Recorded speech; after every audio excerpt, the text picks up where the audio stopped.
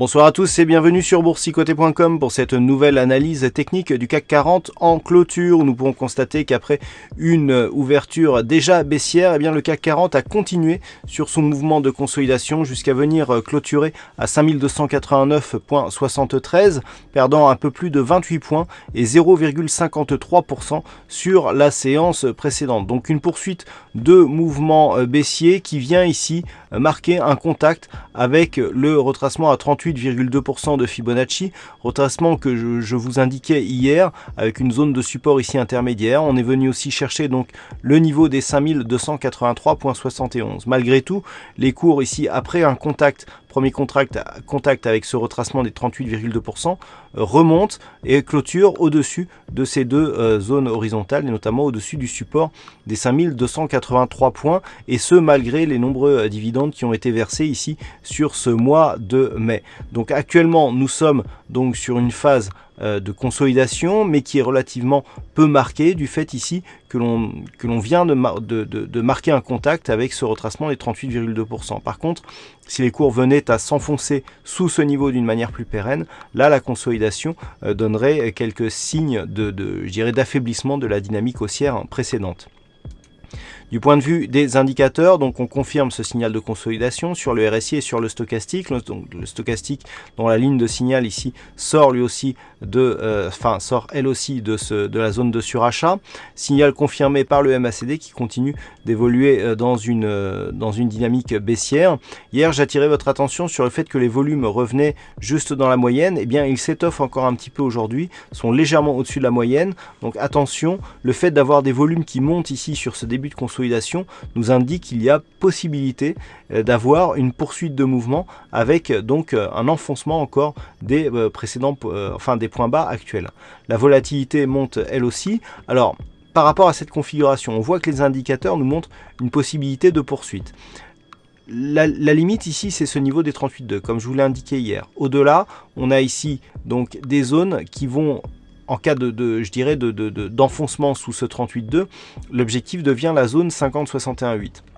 Cette zone correspond à une zone partielle du gap qui est resté ouvert suite au premier tour des élections présidentielles françaises. Donc si on venait vraiment à casser ici ce retracement d'une manière pérenne, eh bien l'enfoncement se ferait avec certainement une tentative de comblement de ce gap.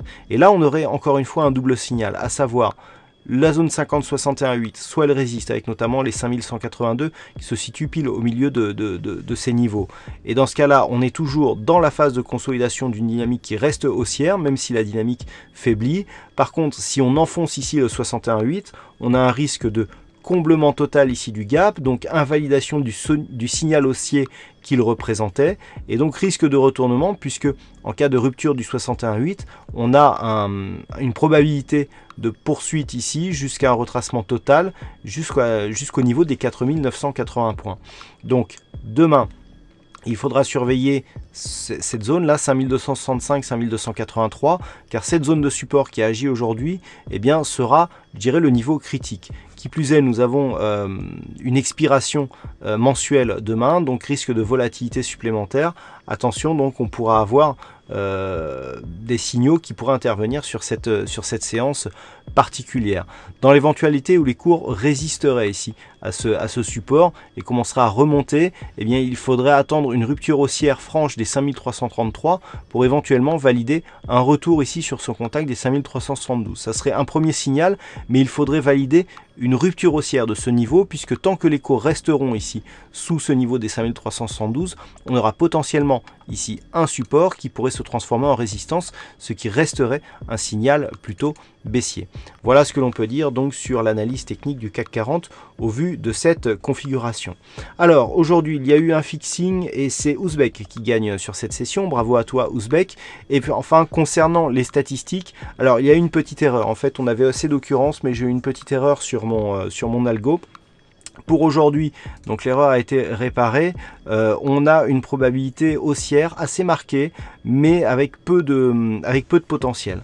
Alors vous aurez tous les détails après la clôture des marchés américains, donc sur l'analyse écrite qui paraîtra durant la nuit, mais il semblerait que les algos nous montrent plutôt une probabilité de rebond à partir ici de ces contacts, plutôt qu'une poursuite relativement directe. Voilà ce que l'on peut dire donc sur cette analyse technique en clôture. Passez de bons trades et on se retrouve dès demain pour d'autres analyses techniques, toujours sur le site boursicoté.com.